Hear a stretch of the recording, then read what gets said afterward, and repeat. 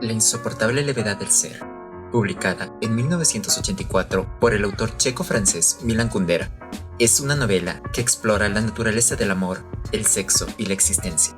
La novela sigue la vida de 4 personajes principales: Thomas, Teresa, Sabine y Franz, antes y durante la invasión soviética de Checoslovaquia en 1968.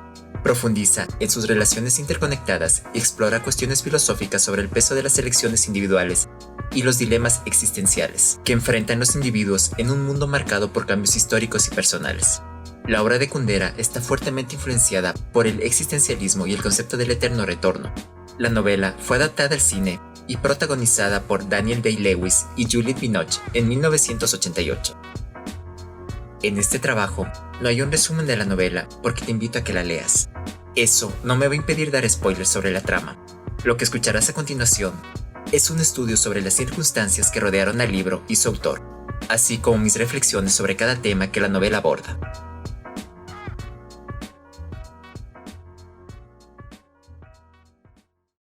My mind makes noises too much. Milan Kundera es un escritor francés nacido en la República Checa, conocido por sus escritos eróticos y políticos. Una de sus obras más conocidas es La insoportable levedad del ser, que explora la vida artística e intelectual de la sociedad checa a finales de los años 60 y principios de los 70. Nacido en una familia de clase media en Checoslovaquia, como hijo de un destacado musicólogo y pianista, el joven Milan siguió los pasos de su padre para estudiar musicología y composición musical. Adolescente en la época de la Segunda Guerra Mundial, su ideología estuvo muy influenciada por las experiencias de la guerra y la ocupación alemana. De joven se unió al Partido Comunista de Checoslovaquia, aunque pronto fue expulsado debido a sus actividades antipartidistas. Completó sus estudios superiores en la Facultad de Cine de la Academia de Artes Escénicas de Praga y se convirtió en profesor después de graduarse. Comenzó su carrera como escritor, como poeta y también escribió cuentos y novelas. La mayoría de sus obras tienen matices eróticos y elementos políticos, que le llevaron a ser considerado un escritor político o disidente. Se vio obligado a exiliarse en Francia debido a la naturaleza controvertida de sus obras, y poco después se naturalizó como ciudadano francés. Es conocido por ser una persona solitaria que rara vez habla con los medios. Cuando La insoportable levedad del ser fue publicada por primera vez en inglés, fue aclamada como una obra de la maestría, originalidad y riqueza más atrevidas por la crítica Elizabeth Hardwick, y nombrada uno de los mejores libros de 1984 por The New York Times Book Review. Continuó ganando el premio literario de Los Angeles Times en la categoría de ficción y rápidamente se convirtió en un éxito de ventas internacional. En 1985, la novela fue galardonada con el Premio Jerusalén. En 2006, el libro se editó por primera vez en el país del autor, República Checa, alcanzando el récord de ventas. Está considerada por la crítica como una de las mejores obras de Kundera y un clásico de la literatura moderna. Un poco de contexto histórico antes de adentrarnos en la novela. La tierra que se convirtió en Checoslovaquia era en realidad regiones separadas dentro del Imperio Austrohúngaro hasta el final de la Primera Guerra Mundial. Los checos establecieron sus hogares en Bohemia y Moravia, partes de Austria, mientras que los eslovacos residían en Eslovaquia, parte de Hungría, aunque bastante diferentes en sus intereses, preocupaciones e industrialización. Después de la Primera Guerra Mundial, las dos regiones declararon su independencia como República de Checoslovaquia. Fueron brevemente democráticos en los años entre las dos guerras mundiales. Sin embargo, en 1938, Adolf Hitler invadió la nueva nación y ocupó Praga. Tras la derrota de los alemanes, se restableció Checoslovaquia. Sin embargo, la Unión Soviética ejerció su influencia sobre la joven nación y en 1948 los comunistas tomaron el poder, estableciendo un gobierno muy parecido al de Stalin en la Unión Soviética. Durante la década de 1950 y principios de 1960, el Partido Comunista gobernó todos los ámbitos de la vida, incluidos el gobierno, el arte, la educación y la cultura. La novela puede ser abordada por los temas que trata, así que ahora te hablaré sobre ellos. Tiempo, felicidad y eterno retorno. La novela de Milan Kundera profundiza en el concepto filosófico del eterno retorno, popularizado por Friedrich Nietzsche, que postula que todos los aspectos del universo se repiten infinitamente en el tiempo y el espacio, Kundera explora el terror del eterno retorno, destacando el peso de la responsabilidad que impone a los individuos. Contrasta esto con la noción de que la felicidad está arraigada en el deseo de repetición. Sin embargo, Kundera rechaza el eterno retorno, argumentando que la vida es lineal y ocurre una sola vez. Ilustra esto a través de las experiencias de personajes como Tomás y Teresa, enfatizando la naturaleza impredecible de la existencia y la incapacidad de comparar decisiones a lo largo de múltiples vidas. La novela retrata acontecimientos que se desarrollan de forma lineal, descartando la naturaleza cíclica del tiempo. A pesar de rechazar el eterno retorno, Kundera sugiere que la verdadera felicidad reside en una existencia cíclica similar al paraíso, caracterizada por la monotonía y la repetición. Establece paralelos entre este estado idílico y la satisfacción que se encuentra en la naturaleza repetitiva de la vida animal, ejemplificada por el perro de Teresa, Karenin. Kundera sostiene que los humanos pueden vislumbrar esta felicidad idílica abrazando los ritmos cíclicos de la naturaleza, como lo demuestra el retiro de Tomás y Teresa al campo. En definitiva, Kundera afirma que el tiempo humano progresa linealmente, lo que lleva a un anhelo inalcanzable de repetición y verdadera felicidad. Kundera argumenta que la vida se desarrolla solo una vez y el eterno retorno es meramente una construcción filosófica. Ligereza, peso y dicotomías. Kundera yuxtapone la pesadez del eterno retorno con el valor positivo asignado a la ligereza por Parménides, destacando la ambigüedad y la interconexión de estas fuerzas opuestas. A pesar de categorizar personajes como Sabina como predominantemente livianos y Teresa como predominantemente pesados, Kundera ilustra sus comportamientos y experiencias como fluidos y complejos, desdibujando las líneas entre ligereza y peso. Esta mezcla se extiende a otras dicotomías como la de género, con personajes como Sabina y Teresa que encarnan rasgos tradicionalmente asociados tanto con la feminidad como con la masculinidad. Kundera cuestiona la noción de dicotomías rígidas y sugiere que borrar estas distinciones puede ofrecer una comprensión más matizada de la experiencia humana. En última instancia, aunque Kundera rechaza el eterno retorno y afirma la singularidad de la vida que ocurre solo una vez, reconoce la pesadez y la ligereza simultáneas inherentes a la existencia, enfatizando la inutilidad de intentar separar las dos. Sexo, amor y dualidad de cuerpo y alma. Kundera gira en torno a la compleja relación entre Tomás y Teresa, quienes encarnan puntos de vista opuestos sobre el amor, el sexo y el compromiso. Tomás personifica la ligereza, valora la liberación sexual y considera el amor como algo separado del deseo físico. Por el contrario, Teresa representa el peso, prioriza la monogamia y cree en la inseparabilidad del amor y el sexo. Kundera los retrata como encarnaciones del cuerpo y del alma respectivamente, reflejando el dualismo inherente a la naturaleza humana.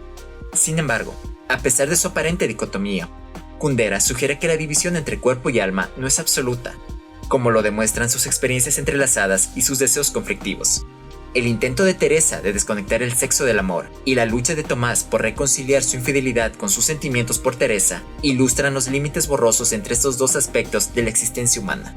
Kundera desafía la noción del dualismo estricto, lo que implica que el cuerpo y el alma son entidades entrelazadas e inseparables. Palabras y lenguaje. El autor examina la vida de los 4 personajes principales, Tomás, Teresa, Sabine y Franz, a través de sus interpretaciones y sus contradicciones de las palabras y el lenguaje.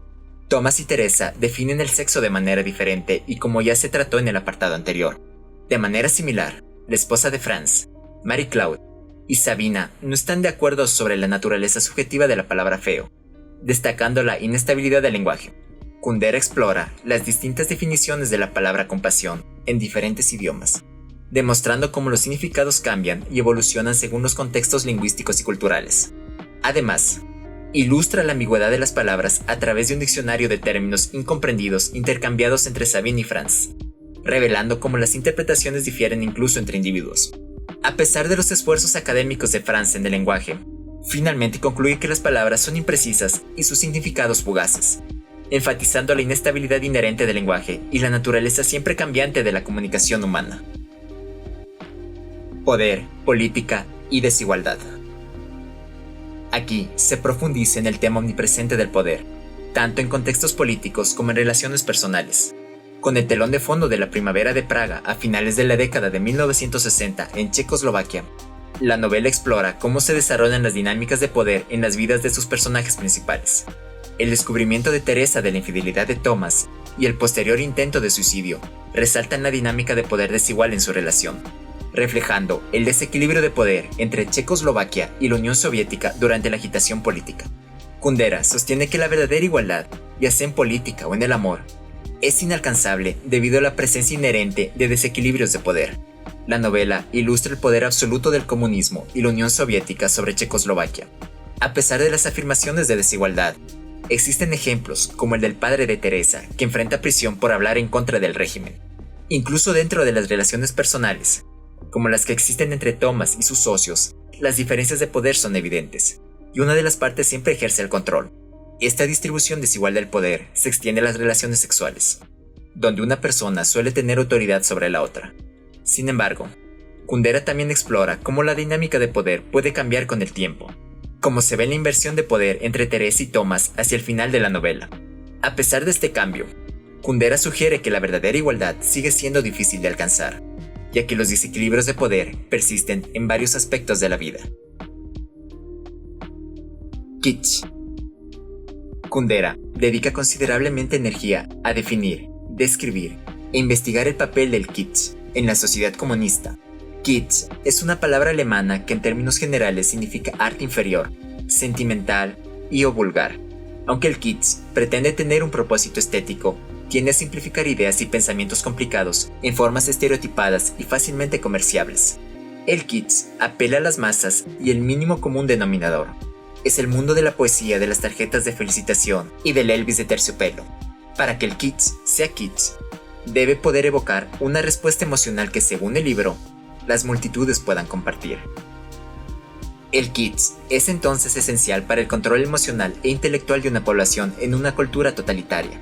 En un sistema que requiere que todas las personas sientan lo mismo acerca de un evento o estado de ser en particular, el kitsch hace su magia, como escribe Kundera. Aquellos de nosotros que vivimos en una sociedad donde coexisten varias tendencias políticas y donde influencias en competencias se anulan o limitan entre sí, podemos lograr más o menos escapar de la Inquisición kitsch. El individuo puede preservar su individualidad. Los artistas pueden crear obras inusuales. Pero cada vez que un solo movimiento político acapara el poder, nos encontramos en el reino del kitsch totalitario. El kitsch, según Kundera, carece de ironía, ya que, en el ámbito del kitsch, todo debe tomarse muy en serio. Comprender el kitsch nos lleva como lectores a comprender a Sabina. No es el comunismo lo que la repele, es kitsch comunista, como los desfiles del 1 de mayo y el arte del realismo social. Y aquellos que critican el kitsch, o incluso lo llaman kitsch, deben ser prohibidos de por vida, porque es la expresión del individualismo que plantea la mayor amenaza al régimen totalitario. Kundera concluye: desde esta perspectiva, podemos considerar al Gulag como una fosa séptica utilizada por el kitsch totalitario para deshacerse de sus desechos. Kundera finaliza la insoportable levedad del ser con un optimismo conmovedor. Introduce los conceptos de amor perfecto y bondad humana, conceptos felices, aunque Kundera afirma que existen solo en raras ocasiones, y solo en el amor por los humanos y los animales. Además, finalmente vemos a Teresa y Thomas juntos en un momento de perfecta serenidad. Si bien el lector sabe que la pareja morirá por la mañana, el libro termina con un momento en el que son felices juntos. Al comprometerse, han domesticado su amor imperfecto, y tanto Thomas como Teresa han encontrado la felicidad. 3 de los 4 personajes principales de la novela han muerto, cada uno según la forma en que eligió vivir. Franz murió como un soñador. Teresa y Tomás mueren juntos. El único personaje que queda vivo es Sabina. Ha planeado su muerte para que coincida con su estilo de vida ligero, y mientras tanto, mantiene correspondencia con el hijo de Thomas, Simón. Nosotros como lectores, solo podemos especular sobre su última aventura.